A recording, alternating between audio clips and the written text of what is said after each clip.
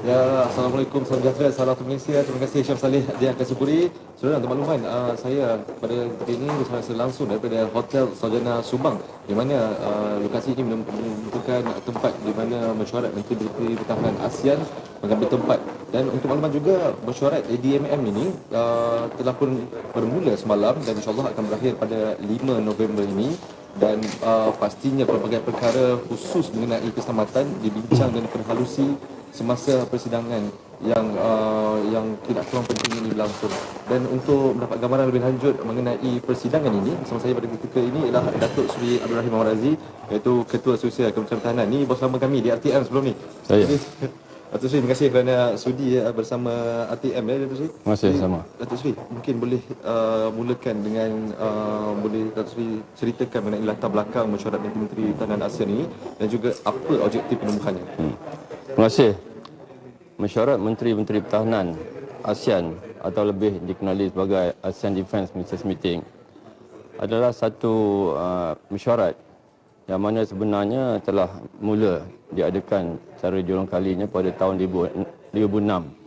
Ia merupakan hasil buah fikiran Yang Amat Berhormat Perdana Menteri kita sekarang semasa beliau menjadi Menteri Pertahanan pada tahun 2005.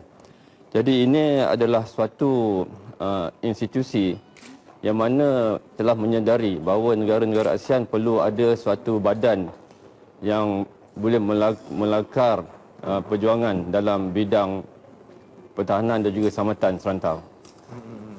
Jadi kalau boleh Datuk kongsikan juga bersama penonton-penonton Selamat Pagi Malaysia ni. Ya. Jadi apa perkara yang dibincangkan, apa perkara yang difokus dalam persidangan kali ini? Mungkin saya juga perlu sentuh bahawa ADMM pada hari ini juga akan disambungkan dengan ADMM Plus pada esok hari. Dan ini merupakan dua mesyuarat yang terpenting, ADMM Retreat dan juga ADMM Plus. ADMM Retreat ni adalah merupakan suatu perjumpaan semua Menteri-Menteri Pertahanan ASEAN untuk melihat kembali segala kerjasama dan juga membincang isu-isu penting berkenaan dengan pertahanan dan juga selamatan serantau. Dan juga ia akan disambungkan dengan ADMM Plus pada esok hari yang mana akan menggabungkan negara-negara ASEAN dan juga negara-negara rakan seramai 8 buah negara. So itulah sebenarnya perbincangan mengenai serantau, selamatan dan pertahanan serantau dan juga kerjasama serantau dan juga negara-negara di peringkat antarabangsa. Kalau kita lihat ni memang menyeluruh Datuk dengan pemukimannya, dengan mesyuaratnya dan juga ADMM Plus kan. Betul Datuk juga tadi ada kongsikan juga ada rakan-rakan negara lain kan daripada ASEAN dalam ADMM Plus. Jadi mungkin Datuk boleh kongsikan juga peranan kuasa-kuasa besar yang terlibat dalam mesyuarat pada kali ini. Kita lihat bahawa ASEAN merupakan negara-negara yang mana melihat kepada kepentingan pertahanan dan juga selamatan serantau. Namun begitu dalam dunia global sekarang ini kita lihat isu-isu perlu berkait rapat antara satu sama lain, the interplay of nations, iaitu aktiviti yang mana melihatkan kepada kepentingan adanya kerjasama dua hala dan juga pelbagai hala.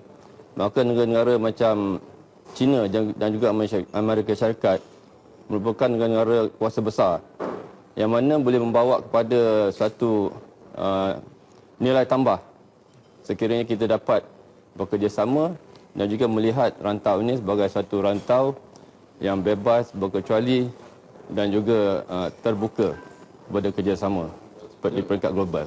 Betul. Pastinya benda ni sedikit sebanyak mencerminkan kepribadian Malaysia itu sendiri, sebab kalau kita lihat mungkin mudah nak menghostkan satu mesyuarat ini bila tambah pula dengan dua kuasa besar iaitu Amerika Syarikat dan juga China yang kita lihat memang sukar untuk kalau orang biasa daripada Malaysia untuk mengelolakan persidangan seperti ini. Jadi mungkin semasa persidangan ini juga Datuk Seri mungkin boleh kongsikan bahawa pihak-pihak yang terlibat dalam mesyuarat kali ini dapat memastikan yang keselamatan serantau ASEAN ini menjadi keutamaan itu.